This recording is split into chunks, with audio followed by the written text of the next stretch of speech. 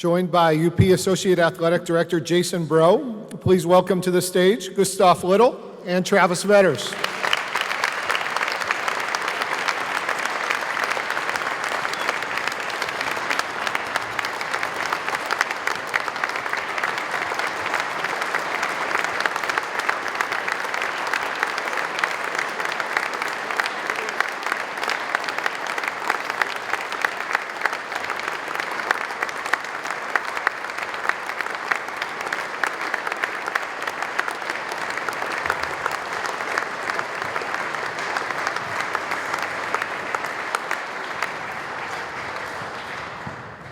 This is a remarkable story that I feel very fortunate to be a part of.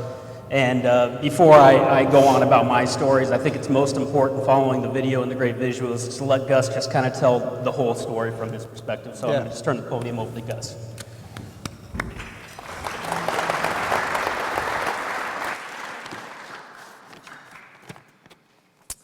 Thank you, everybody. It's a pleasure to be here. I just want to first thank James Vega and Jose Navarez for spending so much time with me, Travis, and our families before and after surgery. It means a lot that you guys were there and you told the story so well. James, where are you? You're a St. Mary's alum, but you did a pretty good job. I'd like to thank Scott Lakem for inviting me here, me and Travis here, J-Bro, Gonzo, and Coach Loomis. It means a lot. Thank you very much. And lastly, I'd just like to thank Coach Sperry for recruiting me and Travis to this wonderful university. The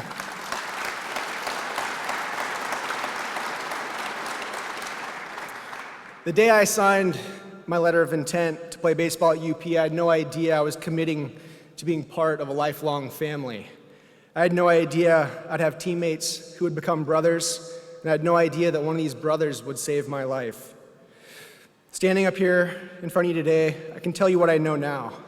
I know this university is a special place, and that I'm alive and healthier than ever because of the support of this program, this university, and the lifelong relationships that I made during my 4 years here. And I know, like me and the 34 young men out there, I came here to play baseball. I came here to get a good education, and I came here to get drafted and go pro, right? We all came here for that. I had no idea that I would develop the friendships that I developed, the teamwork, the loyalty, and these are cornerstones of life, on and off the field. Baseball can be such an individual sport at times, but you have to learn to trust your teammates and be ready to pick each other up when you're down. Whether it's a slump, you just booted a few ground balls, or your buddy's knocking on death's door. It's these tough moments where the true bonds are formed. I'm proud to say that 11 years after graduating UP, I know these bonds don't break. In the summer of 2014, I went into kidney failure, and I was told I'd need a transplant to survive. In the meantime, I'd spend 5 hours a day, 3 days a week, on dialysis until I found a match. As a young and otherwise healthy 31-year-old who was just reaching the stride of my career, climbing mountains, I found it hard to come to terms with the fact that I would truly need to rely on somebody else to survive. I didn't want to put anyone in an uncomfortable situation. I told Colleen, my wife, that I would have my immediate family checked to see if anyone was a match, and then I'd just be on the wait list with another 120,000 people until I found a deceased donor. I didn't want to tell anyone what was going on. This was my problem, and I wasn't about to make it anyone else's. It was the first time in my life where working harder and working smarter was not going to pull me out of this slump. Colleen told me I needed to tell my friends, and I needed to let them help me. So I reluctantly started to tell my closest friends. Colleen told her friends, and my friends told their friends. But before I knew it, over 30 people offered to give me a kidney to save my life. These people weren't all past teammates either. some were close friends, some were members of the men's and women's soccer teams at UP, and some were people that I'd never even met. This is a testament to the people that are a part of the University of Portland community and the type of individuals this university attracts. When I told Travis my kidneys had failed, his response is one I'll never forget. Travis told me, "I want to be the one to give you a kidney." And for Travis, many of you know Travis, it was just like he was going to give me his glove if mine had broke. Or, I snapped a bat, like, "Here, man, yeah, I'll give you a kidney. You need something? Sure. No big deal." But I knew then telling my friends is what I had to do. These are my brothers, and they were going to step up and save my life. Let them pick me up when I'm down. That theme continued. My amazing coworkers backed me up when I was gone at dialysis or too sick to come into work. Riz, Josh, Travis came by my house, brought me food, we watched baseball playoffs, or they were just there to hang out and chat. Just be someone, to keep me company or someone I could talk to. My mom and dad worked tirelessly to be at every appointment, to make me dinners, to bring me food at dialysis at 5 a.m., to watch my dog so Colleen could go to work and take care of me. And Colleen was at my side during my darkest times, sleeping on recliners in the hospital room and just praying that she would be the perfect match. In October 2014, roughly a month before we were expected to have the transplant, I was scheduled for a routine surgery to adjust my dialysis catheter in my stomach. During this surgery, some errors were made, and I started to bleed internally. The doctor sewed me up, unaware of the bleed, sent me to a recovery room, and they even tried to send me home later that night. I continued to bleed internally. I remember sitting in my hospital room getting checked every hour through the night. I was actually coherent enough to watch my body trying to die.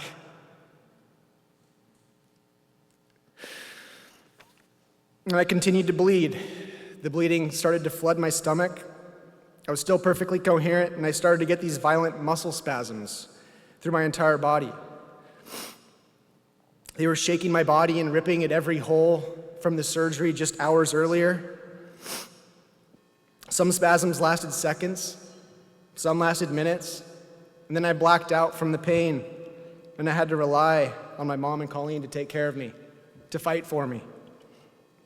As they rushed me back into surgery, my family sat anxiously in the waiting room. A few hours had passed, and Colleen called into the OR to see how the surgery was going. No response. Another hour, nothing. After 6 hours of burning the flesh inside my stomach to get the bleeding to stop, I was again sewn up and sent back to my recovery room. I found out that during surgery I bled so much that they had to replace 80% of my body's blood with new blood. And because of the blood transfusion, the transplant postponed my surgery to see if I developed any antibodies that would fight off a donated kidney. Now, not only will I have to wait longer for a transplant, but I was told that because of the blood transfusion, it would be very difficult to find a match. Even though Travis wanted to be the one, we had to wait, and we didn't know if it would work out. So I waited. 5 hours a day, 3 days a week, and went to dialysis to clean my blood. Someone who was just climbing and skiing from the top of our highest Cascade Mountains was now a prisoner to a machine. After a few other near-death experiences, some of my own and some I witnessed at dialysis, it was at this point where I became very comfortable with death, my own death. My acceptance of death as a conceivable outcome for me ultimately taught me how to live. But then in December 2014, Travis went through all the required testing, and I found out he was a match. Travis would be the one to give me a kidney, and the best part was he couldn't be happier to be the one. I can't even tell you what this means to me. There's not a day that goes by where I'm not thankful for Travis and his selfless act. Travis gave me my life back. He's given me a chance to do all the things I love to do and all the things I've yet to discover I love to do. Because of Travis, I can ski from the top of volcanoes, enjoy some good whiskey with my buddies, be a father, a husband, and truly value each moment we're lucky enough to have. On February 23rd, 2015, Travis and I high-fived each other and headed into separate operating rooms.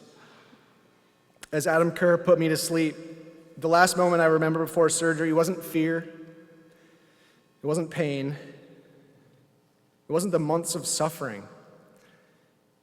It was actually pure joy and uncontrollable laughter as he put the mask over my face.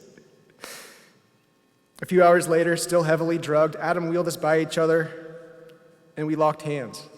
That moment was life at its absolute best.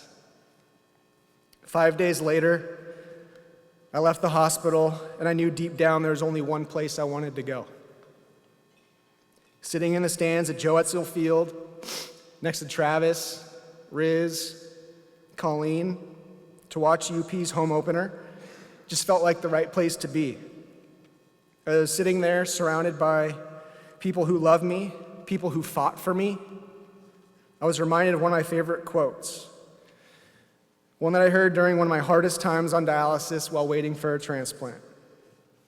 Stuart Scott, who was battling cancer at the time while I'm on dialysis, at the ESPYs he said, "So live, fight like hell, and when you get too tired to fight, lay down and rest, and let somebody else fight for you."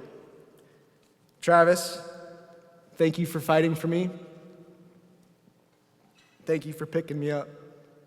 I'm here because of you.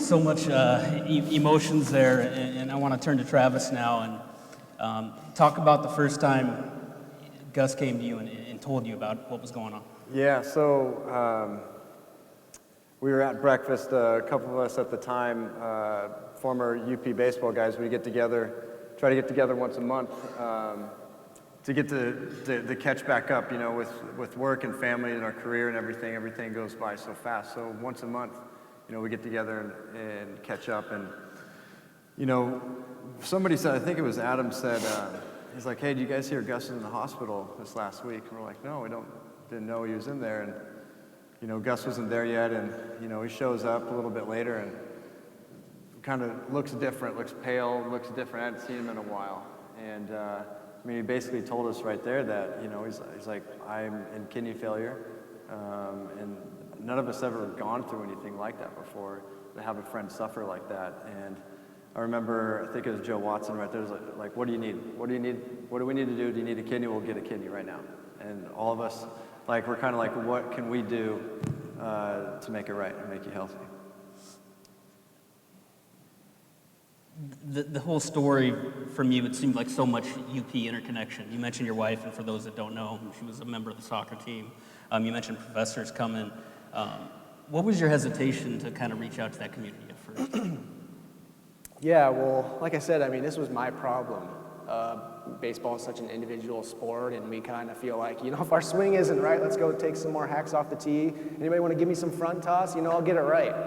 But this, and that's how I've kind of been programmed. But this was really the first time in my life where I couldn't get out of the slump. I couldn't make it right on my own. Couldn't work harder, couldn't work smarter, couldn't put some extra hours in the office.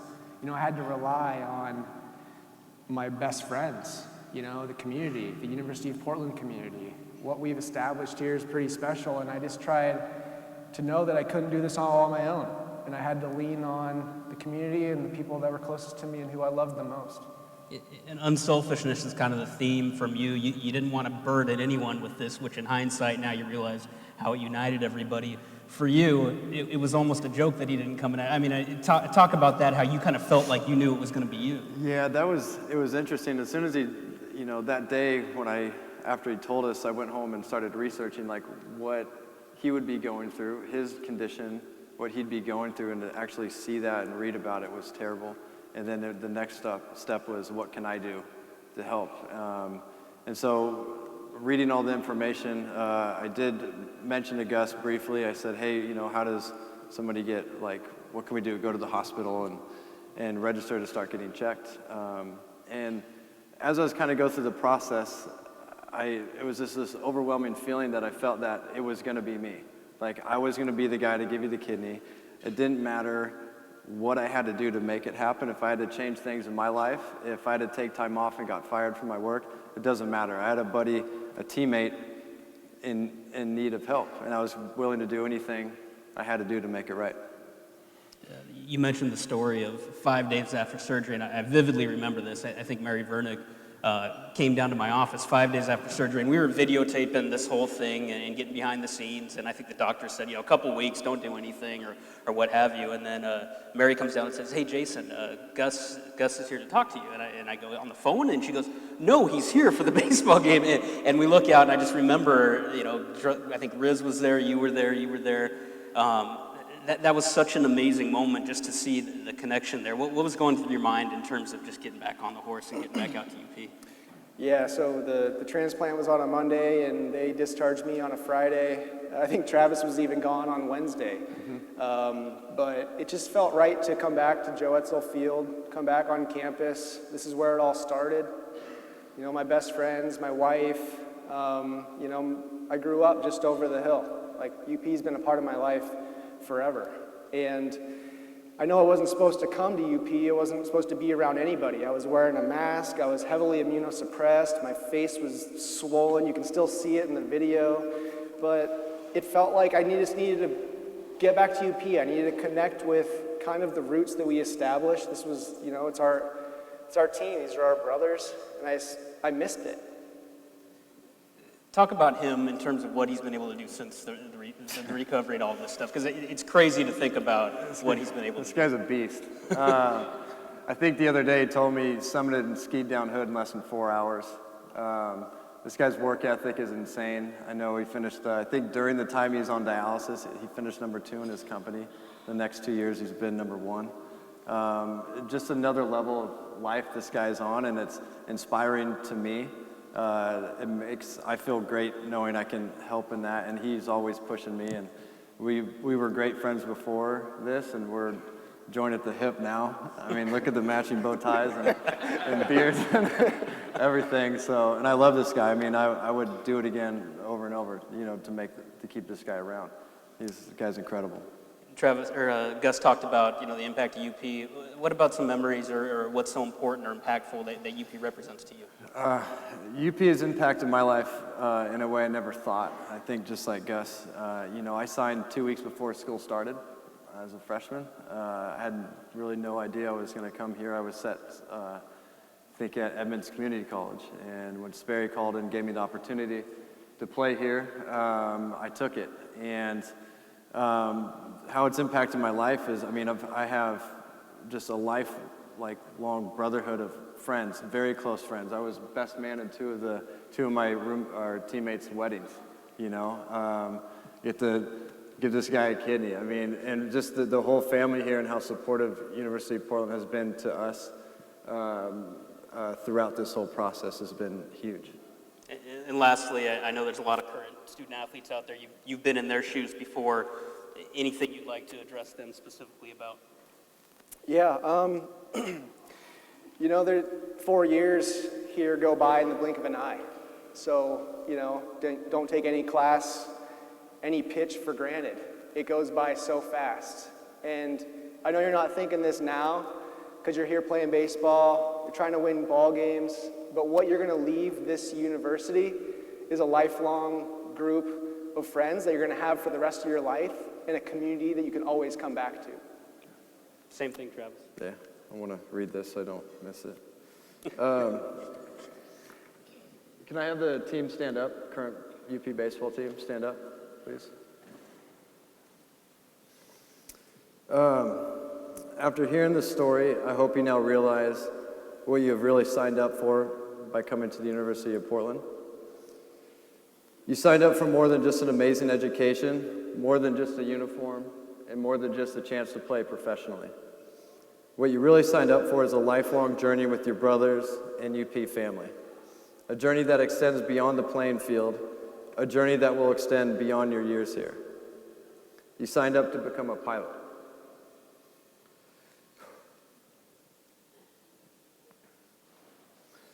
Pilots are teammates for life.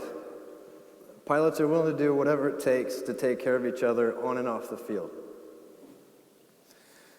While you're here, I encourage you to spend the time and really get to know one another, really get to know each other's families, get to know each other as more than teammates.